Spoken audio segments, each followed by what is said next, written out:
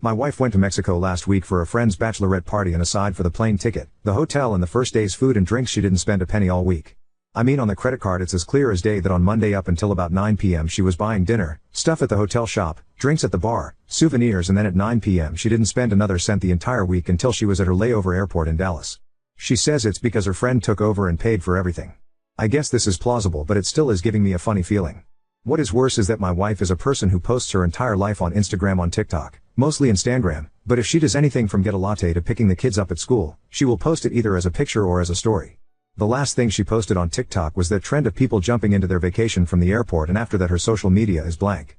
I was kind of keeping an eye on it because I was excited for her to go on the trip, and again I guess it's plausible, but it gives me a funny feeling.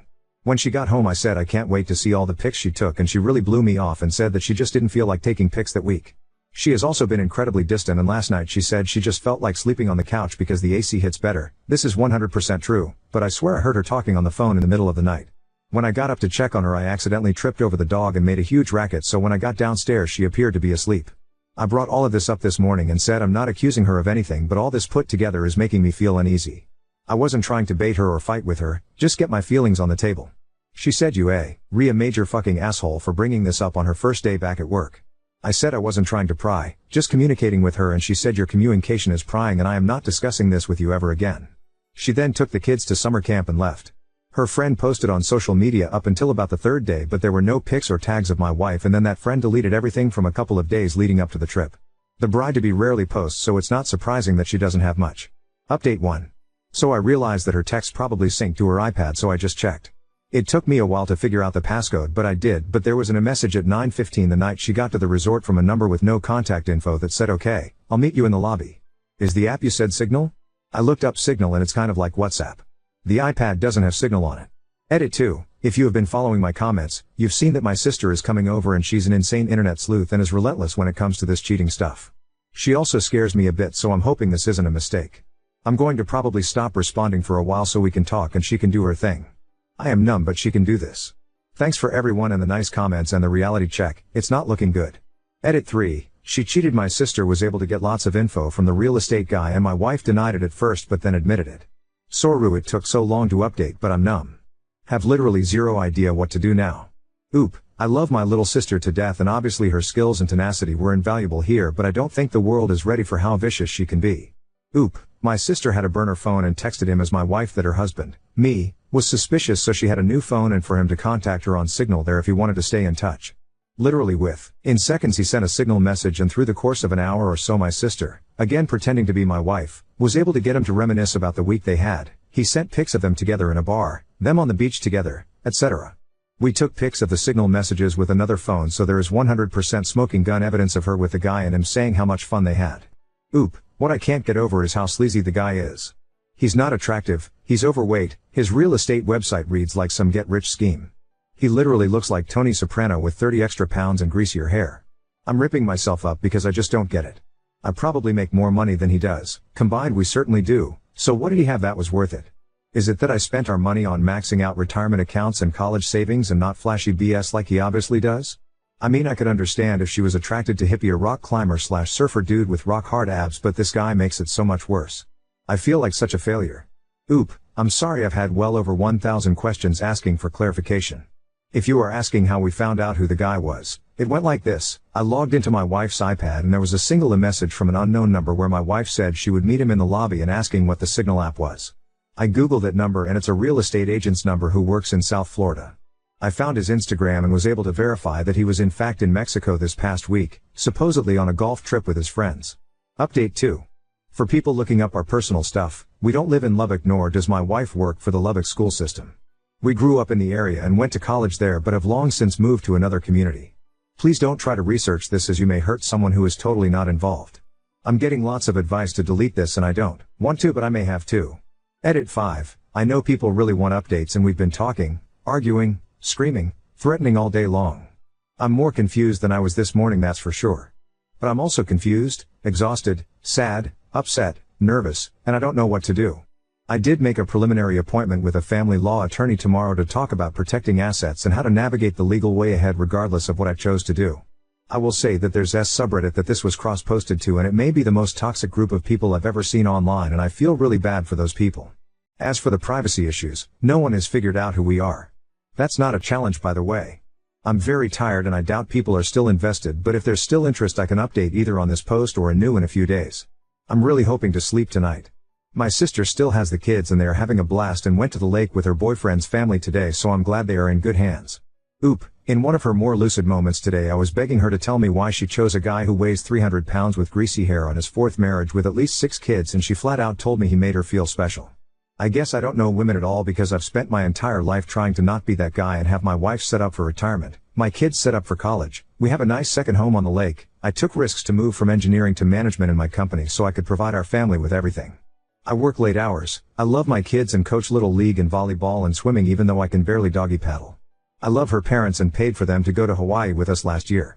And fucking fat Tony Soprano with his rented Ferrari on his awful Florida real estate site made her feel special, and I'm looking at the prospect of legitimately not seeing my kids on Christmas morning ever again. Oop, in 1 minute she's devastated and begging me not to do anything rash and asking me to think of what the kids will do being raised in a split household, and in the next she's utterly unapologetic and telling me I caused all of this. I'm all over the place emotionally too, so I get it, but it's a little hard to hear that I caused this.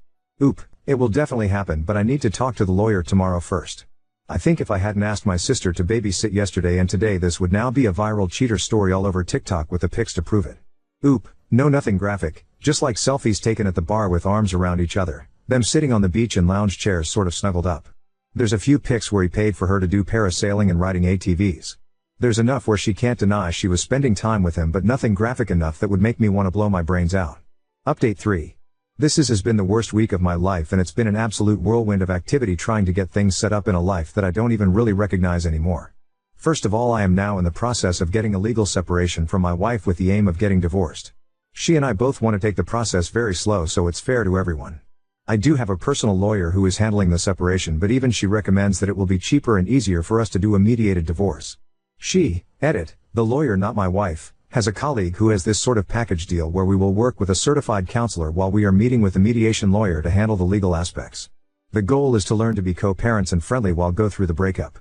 I know my wife is hoping to see the counselor with the aim of reconciling. I am doing the counseling so I can learn how to treat her with some sort of respect as the mother of my kids for their benefit. I can't possibly see reconciling, but I guess stranger things have happened. Those of you who read along last week know that my sister is one of those internet sleuths who, if you tell her a first initial and someone's eye color, she can come up with the person's entire life history in a matter of minutes. I've pretty much let her handle all of the dirty work. She did some research on the guy and he's an absolute piece of shit. He has judgments and liens against him all over the country. He has 6 kids with 4 different women and is delinquent on child support on most of them. It seems like his mo is to just wait until the kids turn 18 and hope they stop coming after him. And this is the guy my wife picked to ruin everything for. My sister did get in touch with his current wife and said that she has pics and text messages that prove he was cheating, and so far has not heard back from her. Who knows what's going on with that? My assumption is it's happened so many times, she expects it and or tolerates it, but maybe we'll hear back from her. My wife and I are still in the house together until the separation is official, and we may continue to be even after the legal separation is done. I just don't know, and I figure as long as we can be friendly to each other then it's okay. I had to go away on business last week, and when I got back on Saturday it was pretty clear the fight in her was gone and she wanted to talk and accept full responsibility and was willing to come clean about the whole thing. I told her I really didn't need to hear any more because her affair partner had confessed the whole thing and even sent pics. I think her thing is now is that she's utterly humiliated and has been very quiet, even obsequious as her general manner around the house. It's not really what I want because I didn't get married to have a servant, and the change in her normal fiery and funny personality is only a reminder that something is really wrong. Kids are doing fine. They are spending a lot of time with my sister and her boyfriend and his family, so hopefully looking back this will just be the summer before their parents got divorced and are missing the turmoil in the house. I guess if there's questions I can try to answer them, but that's pretty much what's been going on. Oop, good questions. I don't think there was anything planned for the trip to Mexico. It seems like my wife just met the guy in the bar on the first night and he charmed her and it was off to the races. My wife is insistent that the other women didn't cheat, and she says they are totally disgusted with her for her behavior on the trip, and basically they had you tell him or we will threat against her when they found out that she was actually sleeping with him. Since I found out on the first day of her being back, they didn't need to carry through. I have no idea if any of that is true or not, but my lawyer did advise to handle informing their SOs very carefully. Oop, she didn't know to use Signal, he's the one that told her about it and told her to download it. Oop, she claims she hasn't been in touch since Saturday before they left. They came back last Monday, and is willing to let me go through her phone to prove it. She claims the middle of the night couch phone call was one of the friends who were making sure she knew that they were telling me if I didn't. Now on to second story. Uninvited my adopted brothers for my wedding after feeling rejected. Now my parents are refusing to attend and I'm baffled. I'm a 32-year-old man, and I'm getting married to my longtime girlfriend soon. What should be one of the happiest moments of my life has turned into a heartbreaking ordeal because of a deepening rift in my family. To give you some background, I'm my parents' biological son, and when I was 12, they adopted two boys who were biological siblings, Jack, who was 8, and Liam, who was 5. From the very beginning, it was clear that things were going to be tough. Jack came with severe behavioral issues due to some intense trauma. I'll spare the details, but it was significant. I tried my hardest to be understanding, but living with him was nothing short of exhausting. His outbursts were constant, and I often felt like I was walking on eggshells, terrified of setting him off. As we grew older, I continued to try to be there for Jack, despite everything. A few years ago, Jack fell into a devastating drug addiction. I stood by him through his darkest moments, supporting him through rehab, and doing everything I could to help him get back on his feet. It was draining and heartbreaking, but I did it because I loved him and believed that, despite our challenges, we were still brothers. The situation came to a head recently at a Sunday dinner at my parents' house. My son was working on his summer homework, which involved creating a family tree. He innocently asked Jack if he wanted to be included, and Jack just flat out said no. He didn't want to be part of it because, in his exact words, we're not real brothers. He said it so casually, like it was the most obvious thing in the world, with no regard for how much it would cut me to the core. I was utterly stunned, but what shattered me even more was that Liam, who I've always felt closer to, just sat there in silence. He didn't say a word. He didn't defend me or even acknowledge how hurtful Jack's words were. He just let it happen. I've tried so hard to be supportive of both of them, especially Jack, despite the endless challenges. So, for Jack to say that, and for Liam to do nothing, felt like a gut punch. It was as if they were both telling me that I was never truly part of their family. I decided to uninvite both Jack and Liam for my wedding. My fiancé has been nothing but supportive of my decision, but my parents are furious. They've made it clear that if Jack and Liam aren't invited, they won't attend either. It feels like history is repeating itself, with my parents once again prioritizing Jack over me, no matter how much it hurts me. I'm absolutely heartbroken that my parents would choose to miss my wedding rather than support me in this. I know Jack has been through a lot, but I've done everything I can to be there for him and for Liam, despite all the heartache. And now, I feel like I'm the one being punished for finally standing up for myself and setting some boundaries. Update 1. Buckle up, because things have taken a wild turn. After hearing from so many of you, I decided I needed to talk to Liam. We met up at a pub, and I just laid it all out there, how hurt I was when he didn't say anything after Jack made that awful comment about not being real brothers. I was half expecting him to defend himself, but what I got was something entirely different. Liam confessed that he's been living in fear of Jack for years. He told me he kept quiet that night because he was terrified of setting Jack off, not because he agreed with him. Then he dropped a bombshell. Despite being Jack's biological brother, he's felt just as much of an outsider in our family as I have. The constant pressure from our parents to cater to Jack's every whim has worn him down, too. Liam assured me that he's always seen me as his brother and that he regrets not standing up for me sooner. Hearing that was a huge relief. He's completely on my side now, and we agreed that if Jack can't respect me as a brother, he has no place at my wedding, or in our lives. But just when I thought things couldn't get more intense, my parents decided to make everything worse. I sat them down and explained why I uninvited Jack, hoping they'd understand. Instead, they threw down an ultimatum. If Jack isn't invited, they're not coming to my wedding. No room for discussion, no empathy, just flat-out refusal. I was gutted. After all these years of putting Jack's needs above mine, this is how they repay me? I couldn't hold back anymore. I let out all the anger and frustration I've been bottling up for years. I told them how I've always been the one sacrificing, how they've always prioritized Jack, and that I was done being treated like I don't matter. I made it clear that if they choose not to come to my wedding, they're making their choice, and I'll make mine. With that, I walked out, leaving them to stew in their own decisions. Out of nowhere, Jack started bombarding me with the nastiest, most hurtful texts I've ever received. He accused me of turning Liam against him, of ripping the family apart, and had the audacity to call me selfish for abandoning him. He ranted about how he never felt like he belonged in the family and how it's all my fault for pushing him away. His words hit hard, but they also opened my eyes. Jack has spent his whole life blaming everyone else for his problems, and I've been his favorite scapegoat. This time, though, I'm not letting him guilt trip me. I didn't even respond, I just blocked his number. If he can't see what he's done wrong, then there's nothing more to say. Liam was livid when I told him about Jack's messages. He's more determined than ever to support me, and we've decided to go low contact with our parents until after the wedding. Liam's been a rock through all this, helping me with the wedding plans and making sure I'm not dealing with this mess alone. So, the wedding is still happening, but with a much smaller guest list. My parents haven't reached out since our argument, and at this point, I don't care if they show up or not. This day is about me and my fiancé, and I'm not letting anyone, not even my own family, ruin it. Update 2. 2 days after the text argument with Jack, He reached out to me. I wasn't sure what to expect when he asked if we could meet up, and I was reluctant, but I agreed. When we sat down, the first thing he did was apologize. He told me how sorry he was for what he said to my son and admitted that he didn't know why he said it.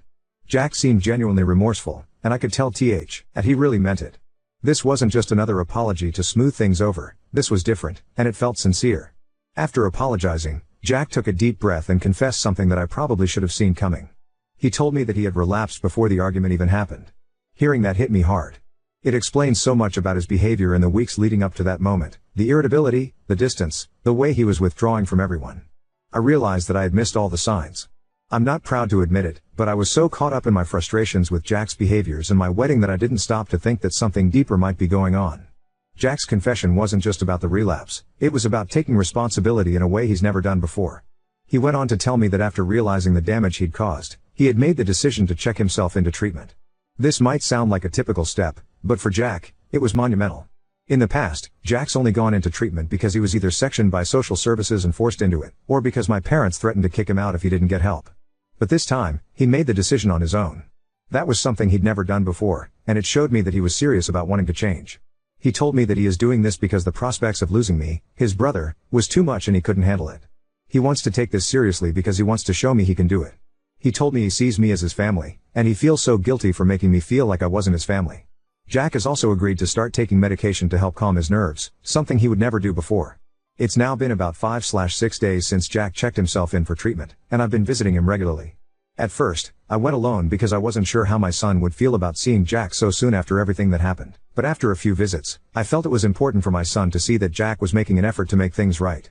So, I brought him along, and Jack took the opportunity to apologize to him directly.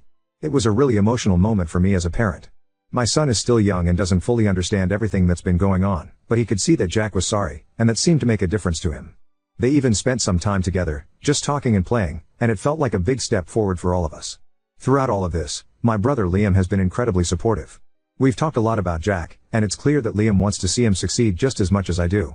We both know how much Jack's trauma has affected him, and while it doesn't excuse his behavior, it does help us understand why he struggled so much. Having Liam by my side through all of this has made me feel a lot less alone. Reflecting on everything, I've come to realize that I need to take responsibility for my part in how things escalated. In the weeks leading up to the argument, Jack had been doing things that really got under my skin.